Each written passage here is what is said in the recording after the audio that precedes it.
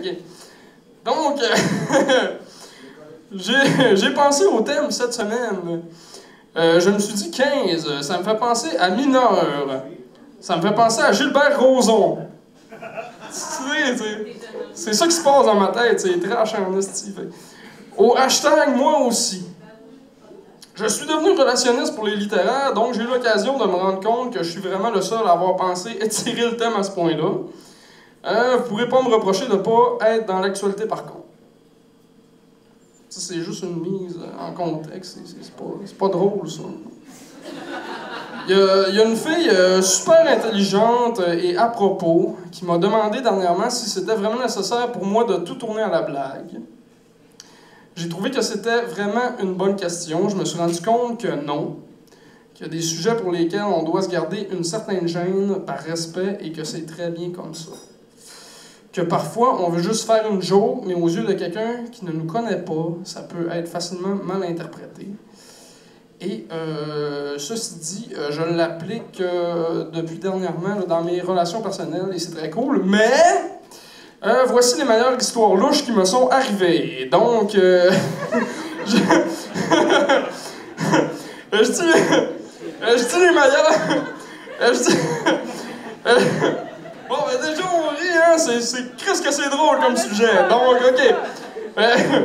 Je dis les meilleurs parce que ce sont pas les pires, que je les trouve sincèrement comiques, parce que je me suis jamais senti vraiment en danger à ces moments-là, mais ça veut clairement pas dire que c'est acceptable pour autant.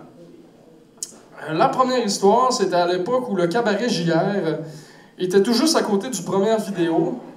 Déjà, vous avez un petit schéma dans vos têtes, mais c'est pas ça. Donc, où je me rendais encore fréquemment, bien sûr, je parle ici du club vidéo et non du club de danseuses. Je spécifie le lieu parce que c'est pas anodin. Je pense pas que ça me serait arrivé en entrant dans une boulangerie. Donc, dans le court laps de temps, me séparant de la sortie du club vidéo, à ma voiture, j'ai pu croiser deux dames d'un certain âge. Une me faisant la remarque qu'il y avait de beaux jeunes hommes dans ce quartier. Vous saviez bien que cette remarque me remplit le cœur de joie et augmenta de manière grandiose mon estime personnelle, si bien que je feins de n'avoir rien entendu tout en marchant les quelques derniers pas qui me séparaient encore de ma voiture. Je mis la clé dans le contact, je la tournai, le moteur vrombit et démarra, mais je ne pouvais toujours partir, puisqu'au même moment, la dite femme avait eu l'idée d'ouvrir ma portière côté passager et de s'asseoir dans mon véhicule.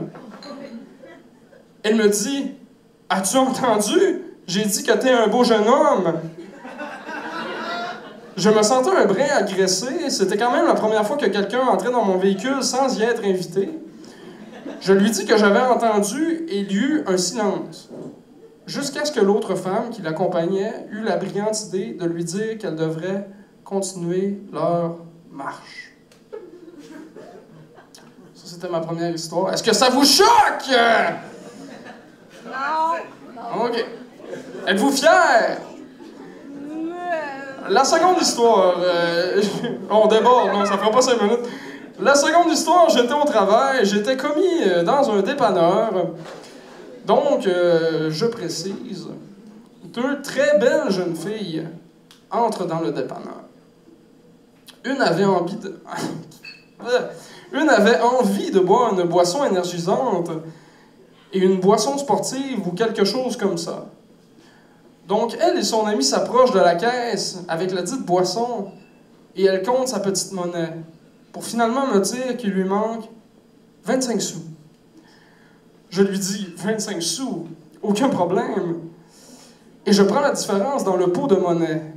Elle m'interrompt et me dit « T'es sûr que je t'aime pas mieux que je te paye nature? » Un peu surpris, en fait, vraiment surpris, et en pensant que c'était clairement une blague, je rigole et je lui réponds « Ben non, je te l'offre. » À ce moment-là, j'ai compris que j'avais dit quelque chose qu'elle ne voulait pas entendre.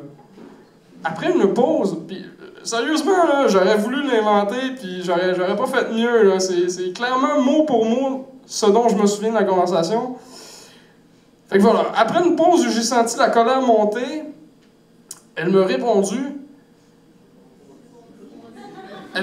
C'est répondant? Elle me répondit! Ben oui, Chris! Vous êtes fort, vous êtes fort. On me souffle à l'oreille. OK. Mais attendez un peu, là. Ah ouais, Attendez un peu. Ce qu'elle me répondit, pis mon ami, avec sa belle petite gueule de suceuse, elle t'intéresse pas? Je suis malaisé. Je regarde son ami, totalement malaisé. Elle s'était fait traiter de putain, sans aucune raison. Et là, il y avait un silence. Et elle me dit, c'est quoi, t'as rien à dire? Et j'ai trouvé quelque chose à dire. Et ça me paraissait vraiment brillant sur le moment. Et je lui ai dit que j'étais gay.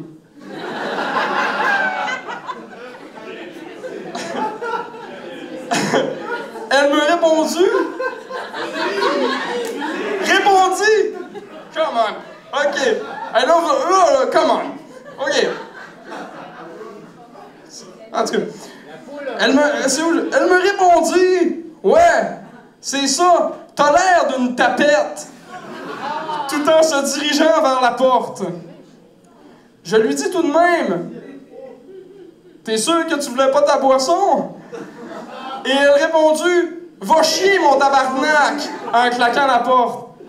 Ouais, excuse-moi, c'est 3 fois même conjugaison, hein, écoute, c'est inhérent. À ce moment-là, le pompiste qui était resté dans le backstore pendant l'altercation ressurgit et me demanda, Calice, t'as connais-tu? Je lui dis que non, et que je ne l'avais jamais vu auparavant.